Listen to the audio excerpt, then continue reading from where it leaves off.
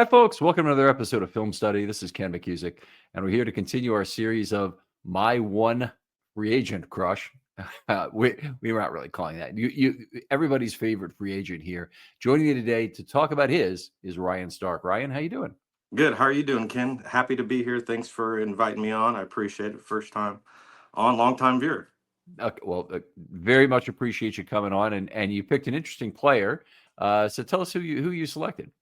I went with Andre Cisco. He's a free agent out of Jacksonville, UFA this year. Yep, safety, Yes, originally from safety. Sorry. Syracuse, from 2000 for the 2021 draft. So this will be his fifth NFL season. He's Correct. amazingly, he doesn't even turn 25 until late March. Yes, he's currently 24 years old and had a little bit of a down year this year.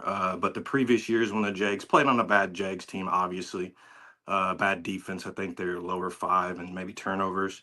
But the year before, 2023, had a pretty high year, pretty good year with, I believe, about like 3 or 4 interceptions, Mhm. um, and had really two good back-to-back years. And this year, a little bit of a down year, but still had an interception. Definitely has some decent ball skills. Had Yes, 8 interceptions in the last 3 years. You want that out of your correct. safety. He had, a okay 92.3 career passer rating against. The number that concerns me is the 10.5 yards per, or 10.6, I guess, yards per target that he's Yeah, had his career. I did see that, and that was a concern as mine as well. But overall, a really healthy player. I mean, like you said, he was drafted out of Syracuse, 6 foot, about 210, 24 years old. So that's the upside with him. I mean, at Syracuse, he was a freshman All American, Hmm. and played his sophomore year, dipped a little bit, but then his junior year played 2 games, had an interception, and then he got injured. I believe he just tore his ACL, but still counted on himself and decided to come out and got drafted in the third round, like you said, out of Jags. He played under Tony White, which is a good defensive coordinator who I know well, being a Nebraska fan, but he left this year. So with Tony White, he gets his safeties to go after it and get some interceptions. But like I said, he got drafted in the third round, and he's mostly been healthy after ACL tear. So again, I know the concerns. This isn't a wow name, but a pretty good, solid player. You look at like the Eagles; they got Zach Bond. Nobody wowed him, or he wasn't going to be a wow name. I don't think they were Yeah, thinking about that. All pro. yeah, So would they sign for DPOY like three candidate. years? Or I mean, 3 mil? Yeah, So we jumping the gun a little bit because we usually talk about what need this addresses for the Ravens first. sure. So obviously the Ravens very short on safeties, and particularly those who could play the back end last year. That happens when you have two guys disappoint you the way Williams and Jackson did. Yeah, very disappointed. Honestly, I wasn't a big fan of the Eddie Jackson signing. I was more banging the drum for Julian Blackman or the safety that played a long time for Denver. That ended up going to Atlanta, Simmons, Mhm. which actually didn't have a great year either. So, but it is what it is. All right. All right. So the goal would be though that somehow this would free up Hamilton to play otherwise, give the Ravens quality depth. What are you looking for out of Cisco? Absolutely, and that's my thing about it. And as you addressed it, asking about the role it plays for the Ravens. It allows I think to looking back at 2023, obviously was a strong year for the Ravens defense.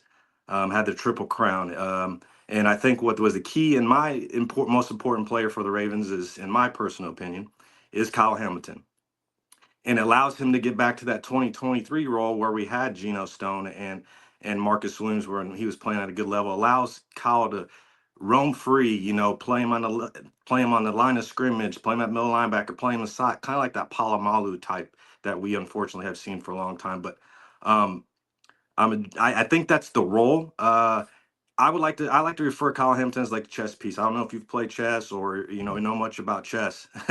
So I like to refer him as like the queen. So the queen of Yeah, chess can move all over the field, sideways, backwards, sure. forward, diagonal. I see that with Kyle Hamilton. I think that's when he plays his best, when he can play slot, he can play deep, he can play middle linebacker, he can play outside. probably the only thing, Ken, I haven't seen him play is probably defensive tackle, and maybe he has. But Mhm. knowing him, that's the role it allows him to get back to playing that queen of chess, where he can just roam the field and just be absolutely incredible like he was in 2023. We call him on this show usually the ace of trumps when he plays up close to the line of scrimmage. And he's still the That queen of hearts or something on the back end. He's still a high yeah, yeah, card, but they're not getting the maximum value. I would agree out of him. yes, I do question, and this is something I don't know if this is going to come up or not. As they enter camp and they decide what they're doing, even if they draft a safety, they go get a safety in the market. I still wonder whether the Ravens are going to be really eager to move him back into that slot role just because this defense was so successful with him playing the back end. They may have identified something else about that we haven't that really derives value for them. So it's going to be yeah. very interesting in camp this year to see how they address this. Yeah, and EDC did say it in that press conference of something about going out and finding safety. I don't know exactly remember exactly what he said, but he pointed at that's something that he emphasizes. Okay, so last year the Ravens found out in a very painful way that not only are the dollars not free, the cap dollars, where they had a fair amount of expenditure at safety. Primarily, that was Marcus Williams from the big contract, but they also brought in Eddie Jackson, who wasn't a big gamble financially, but it was a huge gamble and a lost gamble in terms of a Yeah, roster spot, creating that inert material. And that inert material. What I mean by that is there's a guy who's taking a roster spot but doesn't really fill the role you expected him to, which means your other guys who were lower down on the roster, and in particular this year was Kane and Braid, yeah, who were expected to be just special teams players, correct. weren't really ready to play the back end. Right, right. No, I don't think so at all. And I agree with you. They play pretty well special teams. Mostly, I think both of Kane and Braid were pretty close in playing time, I believe, as far as games. I would hate to see them, I think they're great special teams player. I mean, they got a free spot from Eddie Jackson leaving, obviously, back there. I think that maybe they're going to have to attack the safety positioning. And I'd like to see, like a Cisco as a free agent signing, and then maybe draft another one. They're probably going to have to go after two. Maybe they, put Kane or Bo on the practice squad, but they were actually pretty good special teams players. So that's a tough decision. So I agree with you, by the way, on that point, very, very distinctly. Um, I don't like special teams only players, not the Ravens model. The Ravens model has Right. typically been get a guy who can give you something defensively or offensively, like a Tylan Wallace, for example, or Chris Moore did on offense, or Anthony Levine did on defense, being a great dime back for all those years. I think they need to get that out of a safety, even at the bottom of the roster, and they can't have two guys who are just special teams players. So Agreed. they could Kane or Braid, either one of them could be a reasonable dime back option. The problem is, I think, in dime situations, and those are mostly driven by down and distance. For those of you who are kind of new to the show or new to defensive things, they're primarily driven by down and distance. You bring in your dime package on your terms when it's third and long or in an obvious passing situation, or at the end of the game when you're leading by 2-3 touchdowns in the fourth quarter and the opponent has to pass to catch up. You might bring it in for almost every down. But when the Ravens find themselves in that position, they're probably more likely to want Hamilton in that spot or another, high pedigree defensive back than they would be to want a Kane or a Brady there, assuming they had the proper back end safeties that they really trusted. Agree with you 100%, Ken. Yeah, I think you you took the words out of my mouth. I don't think I really much have nothing to add to that. I agree with you. Yeah, you're right. All right. So in terms of the roster spot, we talked about this a little bit in the production meeting, but Kane and Braid not expendable from your point of view. No, and like you said, I like the players too that can play special teams and have a player role in the defense. But they're both both they right now might be battling. Kane and Bray might be battling out for a roster spot at Mhm. the safety. Unfortunately, but I like both players. But I also think they need to draft, or like I said, address two safeties in this upcoming year. I think that's important. Got our Darius obviously, but I think you need to add two more. One would be with Cisco, in my opinion, and they maybe draft another one. Okay. Now that's a real good point. Again, also with Ardarius, is Ardarius's future necessarily at that, kind of a strong safety, free safety hybrid, a back end safety, or should he be coming back down into the box too to play more slot corner? That's tough. I mean, we've seen him pretty much be successful at both. You've seen like in the loss of the Bills, like he came down and stuck that tight end for, it was the third or fourth down and one, I can't remember, or two. And he really actually dropped some passes, obviously too, but uh, he plays actually. Didn't you know it's possible to get THC shipped right to your door? Mood delivers premium 100% federally legal THC directly to you. I'm talking about delicious, high potency gummies, top shelf flour, home baked cookies, vapes, anything you'd find at a dispensary, you can now order online and have it shipped quickly, discreetly, and conveniently right to your door. And every Mood product is made from pesticide free cannabis grown on America's best small farms at prices that won't destroy your wallet. Best of all, not only is every Mood product backed by a 100-day satisfaction guarantee, but as I mentioned, listeners get 20% off their first order with code RAVENS. So head to mood.com/ravens, check out their online dispensary, and let Mood help you discover your perfect mood. And don't forget to use promo code RAVENS when you check out to save 20% on your first order.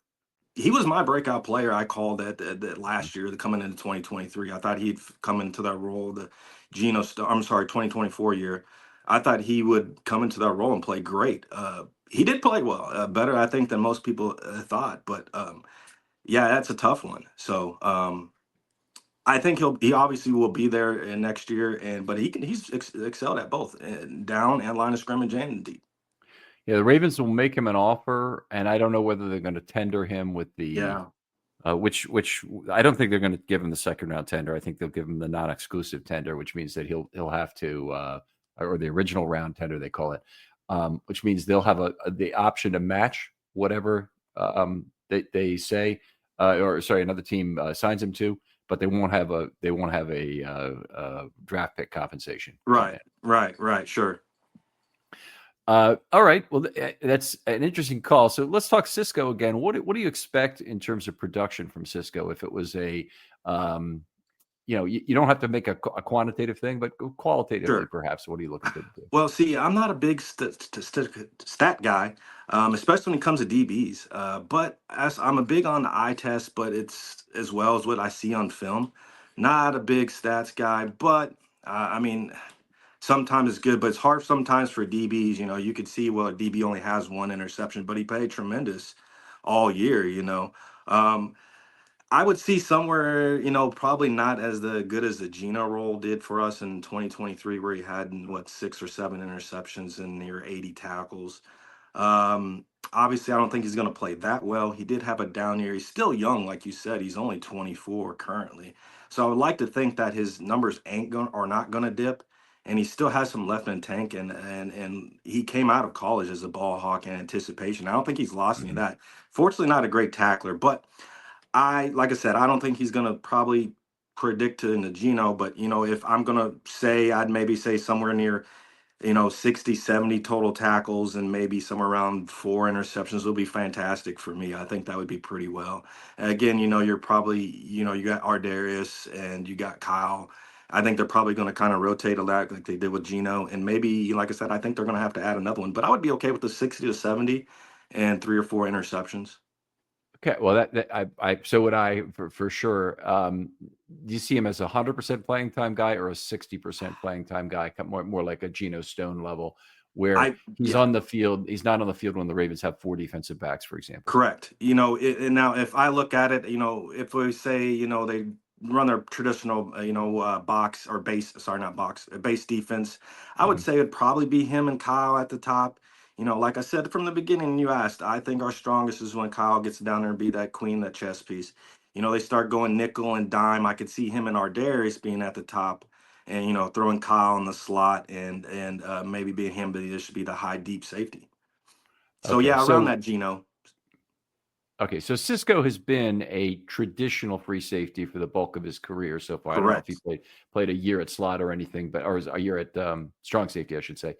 But he's been a traditional free safety. The Ravens have lacked that in terms of quality the Yeah. last couple of years, or the last year. Yeah. Marcus Williams was good for his first 2 years in terms of his per snap productivity, but need to get him need to get a good free safety on the field. Right. Right. I just one thing that continually bothers me is when teams load up on strong safeties and they talk about how versatile their strong safety their safety group is because we can play back, we can play run. What it usually means is you don't have true free safeties or guys you even trust to split field to. Um, Exactly. all right, so let's get down to the money here. What would you offer to Andre Cisco? What would you want to get him for? Well, looking back at like the Geno's, again, I beat on Geno Stone. I thought he was going to be a breakout player, anyways. Unfortunately, I lost. I watched him a lot and at Iowa and destroying my Nebraska Huskers. So I was pretty. I knew a little bit about him.